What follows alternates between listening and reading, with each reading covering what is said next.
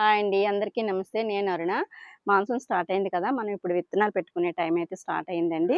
అయితే విత్తనాల్ని మనం డైరెక్ట్‌గా కంటైనర్‌లో పెడితే కనుక పురుగులయి తినే అవకాశం ఉంటుంది. అందుకనే కంటైనర్‌లో కాకుండా ఒక పేపర్ గ్లాసుల్లో కానీ, లేదంటే ఇలాంటి మట్టి పాత్రలో గానీ పెట్టుకోవచ్చండి. పేపర్ గ్లాస్ అయితేనే బెటరు. ఎందుకంటే అది అలా చింపేసి రూట్ డిస్టర్బ్ అవ్వకుండా మనం మట్టిలో పెట్టేయొచ్చు.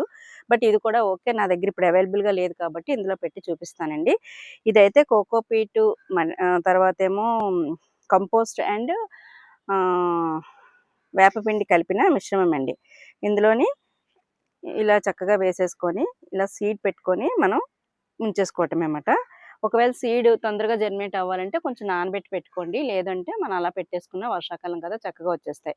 ఇందులో ఉపయోగం ఏంటి అంటే మనకి పురుగులు తినకుండా ఉంటాయి. ఇది మొక్క ఒక పెద్దగా పెరిగే ఒక అడుగు మొక్క పెరిగే లోపల మనం మట్టిని సిద్ధం చేసుకోవడానికి కూడా టైం దొరుకుతుంది.